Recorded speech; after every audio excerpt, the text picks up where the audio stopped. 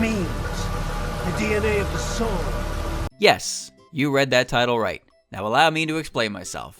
One day I was scrolling through Twitter and saw fan art of Inu Sakuya, a Sakuya Fumo with dog ears and a tail. And I thought to myself, I've seen this thing multiple times now. Where the heck did it come from? From there, I thought about how many different jokes I've seen throughout all the Touhou fan games I've played, and even just on the internet in general, and decided to look into some of the ones I thought were interesting. So without further ado, let's take a look at some Touhou memes that have spawned over the course of Touhou's long life, and try to find out where exactly they came from. Well, actually, I have a few things to say first. Surely you're not surprised by this at this point, right? Anyways, there's a pretty large volume of memes, both big and small. So like I said, I'll only be looking at ones that I personally found interesting. And even then, I won't be doing a ridiculously deep cover of everything about them. I also will not be discussing any meme that originates from something primarily not safe for work. With that out of the way, let's get into it. Starting with some of Touhou's most well-known weirdos. Meet the yukkuri. Giant, malformed heads that look like Touhou characters. Basically, these things originate from 2channel, when someone decided to make some ASCII art of Reimu's head. Unsurprisingly, poor Reimu was mocked, but it ended up gaining traction and spawned edits and attempts at other characters in the style. Eventually, Reimu would find a friend in a similarly deformed Marissa head, with both of them spouting the signature catchphrase, "Yukkuri shite itte ne." And after an artist's rendition gave them a proper form, yukkuri were truly born. The phrase "yukkuri shite itte ne" roughly translates to "take it easy," and the yukkuri voice is simply Japanese text-to-speech. Yukkuri have an extensive history to them. I'm talking like full-on fan lore. Their biology, ecosystem, even means of reproduction. If you want to know more about that yourself, there's links in the description, as there's a ton in here, and it's certainly a product of its era, so I'm not diving into that part.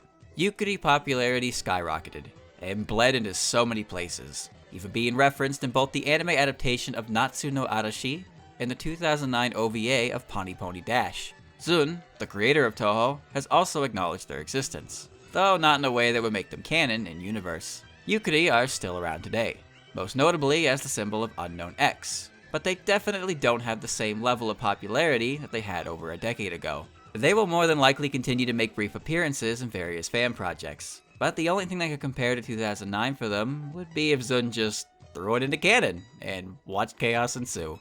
I do apologize if you were hoping to hear more about yukkuri themselves, but there really is just a ridiculous amount of interpretations to them that I'd end up turning into National Geographic. Well, that was a Titan barely chipped into, but I hope it at least somewhat helped. Now it's time to look at the goobers who totally stole the yukkuri's chance at becoming marketable plushies. Fumos. Silly little plush versions of various Touhou characters that are arguably the most recognizable aspect of the entire series. So how did it start? Well, back in 2008, Doujin Circle, Angel Type, released a doujin titled Together with Dog Sakuya, which depicted the daily life of the SDM residents, although Sakuya was a tiny maid dog. Gift, a Japanese manufacturer, partnered up with Angel Type to create plushies in a similar style to Little Sakuya. And in August the same year, the first Reimu and Marissa Fumos were made. Fumos were, and still very much are, popular. Gift continued to expand their Fumo roster and added bigger sizes, known as Deca Fumos. They even made a version of Inu Sakuya, the one who started it all. For a long time, Fumos were hard to obtain outside of Japan. This is because Gift doesn't ship internationally, so proxy services had to be used, with plenty of guides on how to do it too. But even then, stock always seemed low, or perhaps the amount of buyers was simply that high.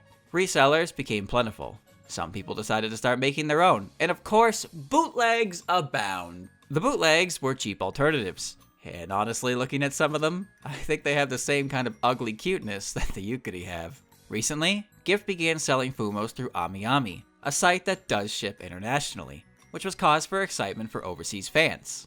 Or at least it would have been if AmiAmi could handle the traffic. 3 attempts at selling Fumos here happened, and each time it was the same result. Stock ran out within minutes, yet no one could access the site the whole time. Thankfully, they've learned their lesson, and the last couple of Fumo restocks have been made to order, so it's never been easier to get a Fumo. But man, it's wild how difficult it's been to get a Fumo for well over 12 years outside of Japan. Fumo popularity has transcended Touhou itself. Like, there's quite a culture behind these things. I can't even begin to explain it, as I don't fully understand it. All I can really say here is that my opinion of them is that they're cute and a bit goofy looking. So even when they're in a rather mundane situation, they can make me laugh. There's not much else to say. They really are just plush versions of Touhou characters that exploded in popularity, and as a result, are referenced in fanworks a lot. Quite the history lesson there, only to be followed up with, it's a plushie, but well, it is what it is. Their popularity only continues to increase, as does the ease of obtaining one. So like it or not, these buggers aren't going anywhere. So yeah, that's Fumos. Originally, I wanted to look into them and use it as a segue into Inu Sakuya. So imagine my surprise when the thing that inspired me to do this video in the first place ended up being the very same thing that started the Fumo fiasco. That covers the most well-known ones I wanted to talk about. So now let's look at some less grand scale memes that originate directly from the games themselves. I promise most of these will be shorter explanations than the previous two, so here we go. Starting off, we have easily the most influential meme of any character, the 9-ball. In the manual for Phantasmagoria Flower Review, there's a legend displaying the game's UI and labeling what's what. The label for the player 2 side character is marked with a 9. The character in question is Chirno. And the legend simply says, idiot. This pretty much molded Chirno's personality into what we know it as today, a chronic sufferer of the big dumb. Zun actually made a comment on this and apologized for being responsible for it. Regardless of how sorry he actually is, it's impressive how something so simple can spark such a massive reaction. And trust me, it's a similar story for a lot of what's coming. Let's back up to EOSD, starting with the stage 1 boss. Rumia's catchphrase is "So nanoka," a line from her dialogue with Reimu. Apparently, this is a childish way of saying "is that so" in Japanese. That was pretty quick. Sometimes it really is that simple. But here's something a bit more involved. Rumia has a small red ribbon tied on her head. According to the EOSD Omake, this ribbon is actually a charm that Rumia herself cannot remove. This led to the idea that Rumia's true power is being sealed, and releasing that sealed power created EX Rumia, a stronger, more mature-looking Rumia who often wields a big sword. The most well-known instance of this comes from Osana Reimu, a fan comic depicting a young Reimu living with her mother and a bigger Rumia. Not exactly EX, but a lot of similarities in idea regardless. Nothing official ever came from this idea, though Zun has commented on the ribbon saying it was designed to hold secrets, but it has yet to be used. Next, we have Mei Ling's name. Mei Ling's name can be read as both Hong Mei Ling and Kurenai Mizusu, and early on no one was sure which was correct. Seems that during an argument on 2chan about the subject, a user chimed in saying we should just call her China, due to her clothing being her identifying feature. There's no record of this particular thread, but this nickname is definitely a thing, and it's usually accompanied with the idea that no one remembers her real name. Even after Zun confirmed the correct reading, the name China persisted. In Immaterial and Missing Power, one of Mei Ling's win quotes is her asking her opponent to please remember her name, likely a reference to the aforementioned nickname. Immaterial and Missing Power lightly acknowledged a meme, but it's also responsible for 1 or 3 itself. During Marissa's scenario, she'll have to fight Patchouli. When Patchouli is defeated, she'll say the word Mukyu. This became a catchphrase for Patchouli, and while it has a few different interpretations, the common link is it's a knee-jerk reaction. I can pretty much guarantee any fan project involving Patchouli will have her utter this line somewhere. Doubly so if the work is voiced.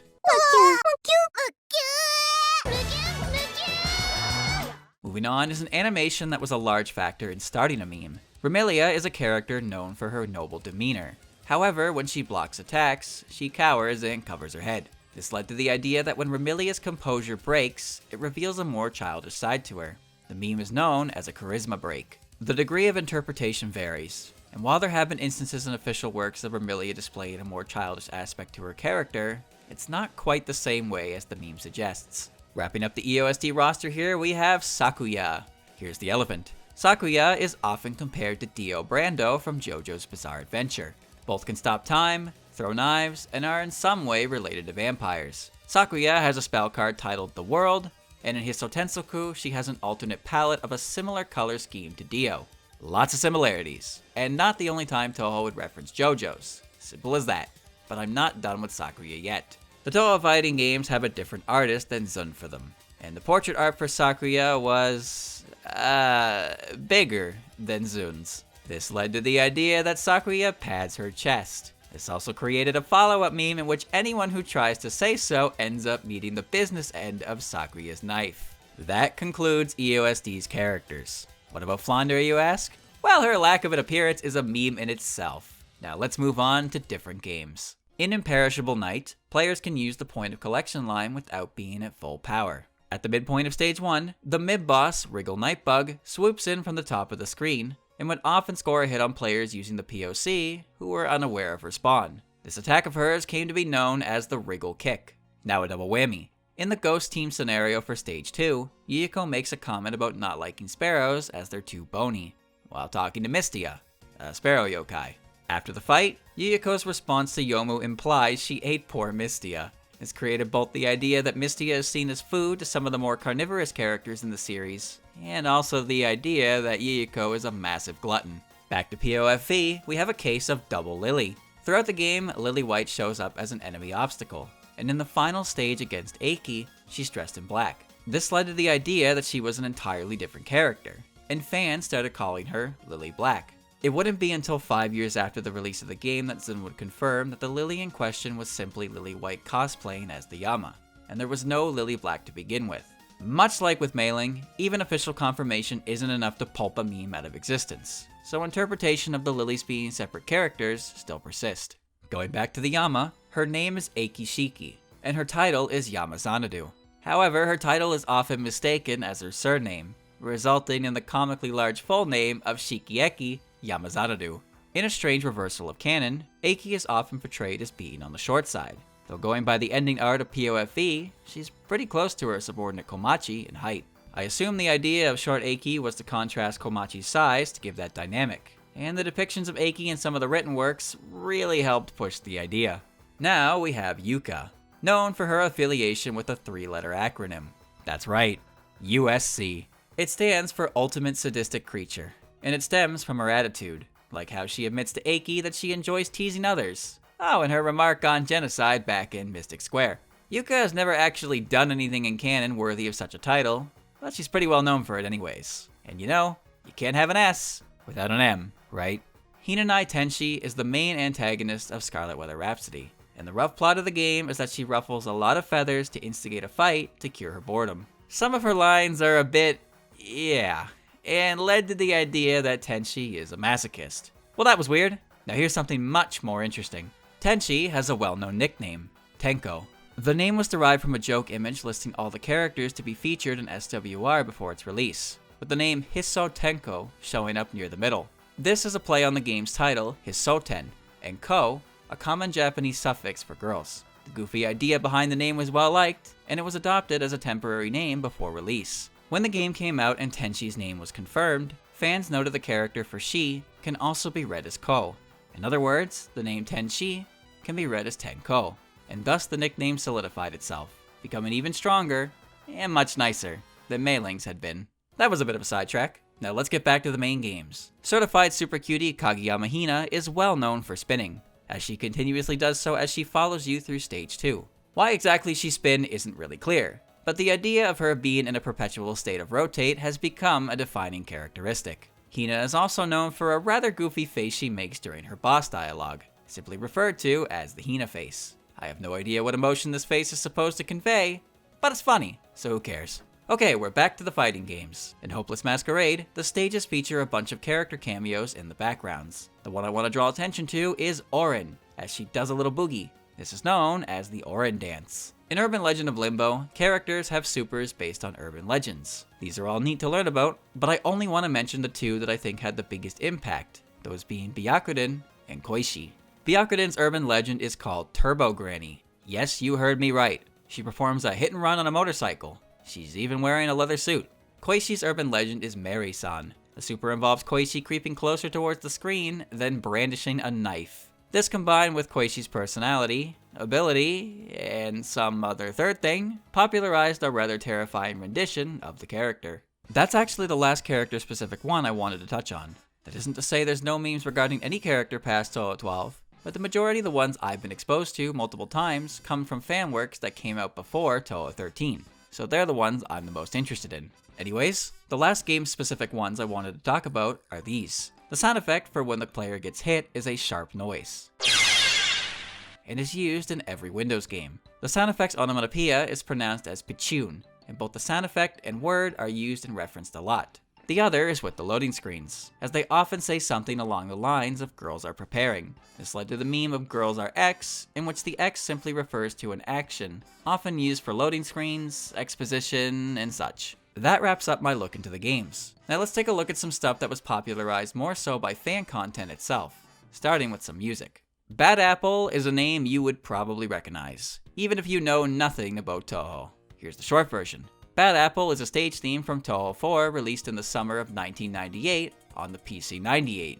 It ended up getting remixed by the Doujin Circle Austromeria Records some 9 years later on May 20th, 2007. About a year after that, on June 8th, 2008, a Nico Nico user uploaded a storyboard detailing their ideal Bad Apple PV, which would inspire another Nico Nico user, known as Anira, to work on a PV based on it. And about a year after that, on October 27, 2009, the finished video was released. The video sparked a huge reaction, and inspired many derivatives, one of which employed the use of stop motion. This particular video caught the attention of CNN, a news network, who ended up doing a report on it. However, they incorrectly credited it as a video on how the initial video was made. Check out this next one. So this is what's gone viral now. This is how they made it. We're talking about 7,000 little pictures that were basically stop motion. And they've now created a viral video out of this. There's more than 6,000 individual pieces of art. Millions of people around the world taking a look at how they made that video. And it brings you behind the scenes by giving you all these still shots. And someone took the time to show you every single still that it took to make that video. This mistake led to fans referring to CNN as the Cherno News Network. Didn't see that double whammy coming, did ya? If you've never seen the original PV, I highly recommend you check it out, as it really is gorgeous. And the song itself is fantastic. That's enough about Bad Apple though. How about we move on to something a little less black and white, and a little more red and yellow. UNO and Was Her is Flandere's boss theme. It is an incredibly popular and recognizable song. On December 30th, 2004, Doujin Circle Cool and Create would release their first Touhou-only album, Touhou Strike.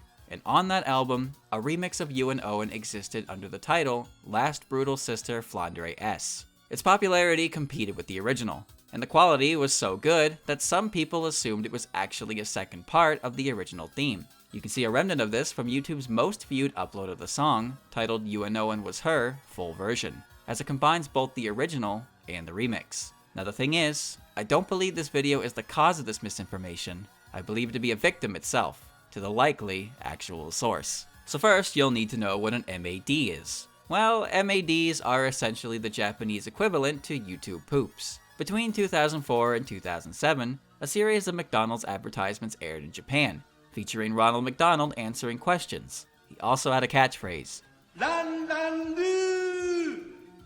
On December 6th, 2007, an MAD of these advertisements was made to the music of UNON. And then less than a month later, on January 1st, 2008, another one spawned. Only this one was longer, and it combined both Zun's and Cool and Create's versions. This video was re-uploaded to YouTube the next day under the name Ronald McDonald Insanity. It's also known by another name, the McRoll, and I'm pretty sure is heavily responsible for spreading UNON all over the place. There have been many more Ronald MADs to different Touhou songs made over the years, and even some non-Touhou MADs to UNON, but none of them quite compared in popularity to the McRoll. It also spawned a few Danmaku scripts featuring a Ronald boss fight, and created a rather strange association of Ronald McDonald to Flandere Scarlet. Man, the memes that aren't contained to Touhou are always so lengthy, but it's okay. Now we're on to the quicker stuff. There were a number of groups responsible for long-standing classics. The most well-known group for this is definitely Iosis, with songs such as Cherno's Perfect Math Class, Overdrive, Marissa Stole the Precious Thing, the list goes on. Cool and Create, more accurately Beat Mario, had songs like the aforementioned Last Brutal Sister Flandere S, Help Me Eden, Night of Nights, etc. I don't want to list every single song, but I do want to touch on some things within them that made, or at least popularized, a meme. Also, yes, I know some of them are originally Flash animations, but referring to them as videos is for simplicity's sake. Let's start with Iosis's Overdrive, or as it's actually titled, stops at the affected area and immediately dissolves, Lunatic Udongain. Yeah, Overdrive is a nickname derived from the opening chorus. Anyways, I'm here to talk about this part, where Raisin and Tay mock you for playing on easy. So it turns out this is a parody of a meme called Kimoi Girls, where two girls are mocking a guy for being a virgin. Here's the original panel. Yes, this breaks my own disclaimer, I know.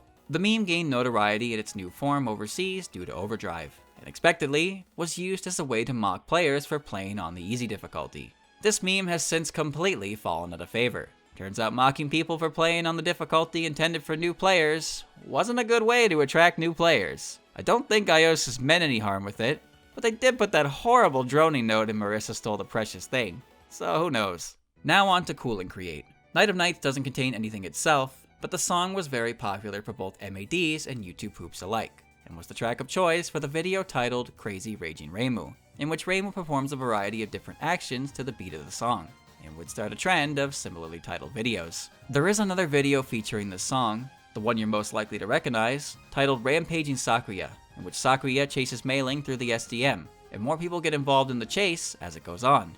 I got one more song here from them to mention, but this time it's more about the video itself. Cool and Create's remix of Phantom Ensemble would be the music of choice for a video titled Tommy Flu River Sisters. The video features the Prism River Sisters dancing as if they have taken Tommy Flu, an antiviral drug used to fight the flu, and apparently had abnormal side effects in children. The video starts with Goofy dancing, then ends with a bunch of parodies of other popular MAD memes, and as you'd probably guess by this point, started a trend of similar videos featuring different characters. These videos often went by the name X on Drugs, with the X being whatever characters were featured. So like I said, tons of classics, and I can't go into absolutely everything. But here's one last song that there was no way I couldn't include. On August 15, 2009, a doujin circle named Astral Trip released an album titled Gensokyo Misogibarai. Fast forward to the literal last day of 2010, when a fan-made music video for one of the album's songs was uploaded. The song in question was Broken Moon. Koko and Satsuki are getting in the way of Tenko Mori's work.